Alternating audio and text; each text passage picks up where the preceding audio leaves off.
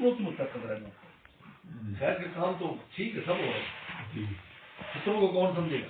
یہ چور آیا ہے یہ جو شکل میں، اس کو کون سمجھے گا؟ اس کو پوچھیں گے.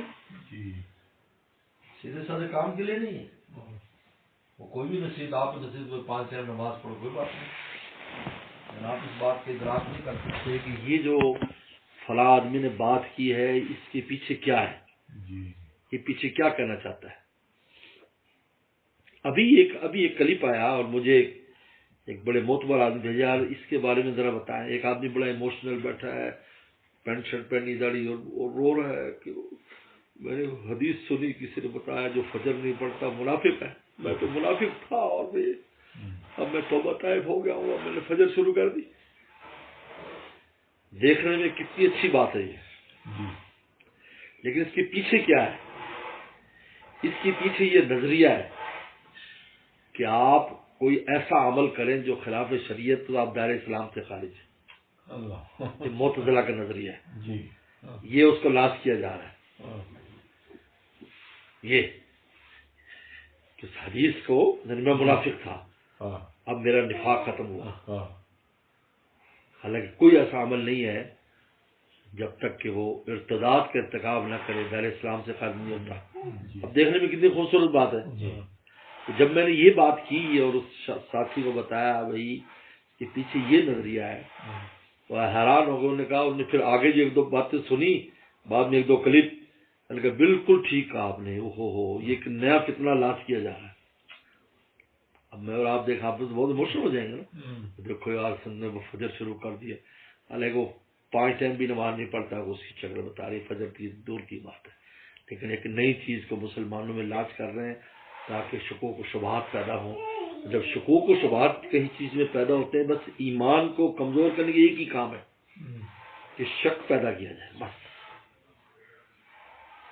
اس لیے شیطان کا اثر بڑا اثر. یوسوس فی صدورنا، ہمارے استاد فرماتے تھے مفتی ولی حسن ٹوکی رحمۃ اللہ علیہ کہ یوسوس فی صدور الناس، پہلے وسوسہ پیدا کرتا ہے، پھر اس وسوسے پہ محنت کرتا ہے شیطان، اور اس وسوسے کو شبہ بناتا ہے، اور شبہ بنا کر پھر شک میں، جو ہی شک میں داخل ہوں گے ایمان ختم ہو جائے گا.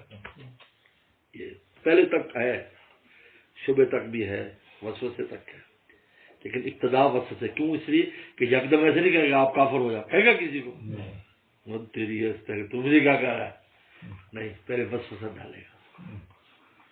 اللہ نے فرمایا، ہمیں واقعہ سنا ہے کہ ہم تو توجہ نہیں کرتے اپنے دل میں کیا گزر رہا ہے، کبھی کوشش بھی نہیں کی کہیں جا کر بیٹھے کہ ہمارے دل کے حالات درست رہے، جو ہے چل رہا ہے ٹھیک ہے، اپنا ایک قائم کر لیا. فرمایا کہ حضرت مفتی عزیز الرحمان صاحب عثمانی وہ کہیں مطالعہ کر رہے تھے، قرآن مجید تلاوت کر رہا، تو ان کو ایک آیت کے بارے میں وسوسہ آیا کہ یہ آیت میں یوں بات ہے. تو فوراً انہوں نے کہا کہ وہ سمجھتے ہیں لوگ، تو شیطان کا عملہ فوراً انہوں نے جلدی سے تفسیریں دیکھی تو دور نہیں ہوا، وہ شبہ دور نہیں ہوا.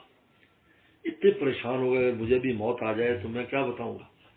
تو فوری طور پر وہاں دیوبند سے گھنگو گئے، سردی کا موسم تھا اور ہندوستان کی سردی، لالٹین لی اور لحاف پہنا انہوں نے، اوپر بلینکٹ لیا اور اپنے ہاتھ میں ڈنڈا لیا. پیدل ایک نہر تھی، اس سے سفر کر کے 20 مائلز پر گئے. حضرت گنگوئی رحمۃ اللہ علیہ تہجد کے ٹائم وضو خادم کا لال ہوتا حضرت کو، حضرت نابینا ہو گئے تو السلام علیکم ورحمۃ اللہ کہا. تو حضرت نے السلام کہا کہ مفتی صاحب اس وقت پہچان لی آواز. ان کا حضرت میں بہت پریشان ہوں، تلاوت کر رہا تھا تو آیت کے بارے میں، لیکن وہ اشکال حل نہیں ہوا. مجھے ڈر ہے میری موت آ جائے گی تو کہیں ایسا نہ ہو کہ میری ایمان پر اثر پڑے، یہ مجھے اشکال ہے. حضرت تو بڑے آدمی تھے، اور وضو کرتے تھے، بھائی اس کا تو یہ جواب ہے، اس کا تو بھائی یہ جواب ہے. تو فوراً حضرت فرماتے ایسے سینہ کھل گیا، اس سے نور بند کیا اور ایک دم دروازہ کھولے اور نور ہی نور ہو جائے. ایسا دل منور ہو گیا. اور اچھا حضرت وہ جزاک اللہ مجھے اجازت دیں. کہا کہ بھائی ناشتہ کر کے جانا. کہا کہ حضرت دیوبند میں چونکہ مجھے سوے پڑھانے ہوتے ہیں، تو پھر حضرت اسی طرح یعنی اپنی اس چیز کی حفاظت کے لیے 20 مائل ایک بوڑھا آدمی جا رہا ہے اور 20 مائل آ رہا ہے. ہم تو یہاں گھر سے اگلی میں کوئی بزرگ بیٹھا ہے یا کوئی عالم اس کے بعد جانے کو تیار نہیں.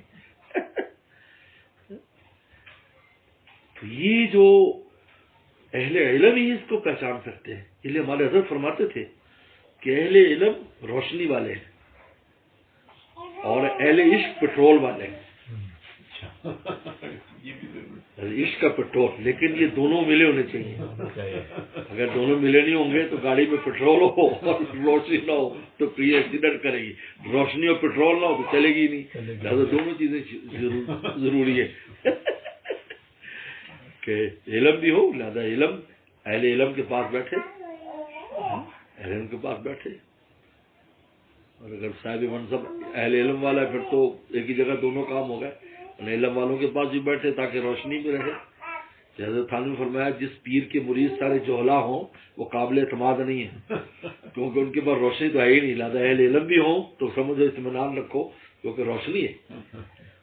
اس لیے بہت بڑے بزرگ کے بارے میں لکھا ہے، ان کے بارے میں حضرت نظام الدین اولیاء رحمۃ اللہ کے خلیفہ تھے تو ان پر غلبہ ہو جاتا تھا. حضرت پر تو غلبہ ہو گیا تو حضرت کی مونچھیں بڑی ہو گئی. تو ان کے خلیفہ تو وہ عالم تھے، تو ایک دن آئے وہ وزٹ کے لیے تو دیکھا حضرت کی مونچھیں بڑی. تو بھائی حضرت کی مونچھیں نہیں ٹھیک کرائی تم نے؟ کہا کہ بس حضرت پر غلبہ حال ہے، ہمیں تو ڈر لگتا ہے. نہیں کینچی لاؤ. تو کینچی لا کے حضرت کی داڑھی پکڑی اور ادھر سے مونچھ کاٹ دی، ادھر سے مونچھیں کاٹ دی، سنت کر دی. تو بعد میں حضرت کو وہ کیفیت ختم ہوگی، کبھی کبھی تاری ہوتی تھی.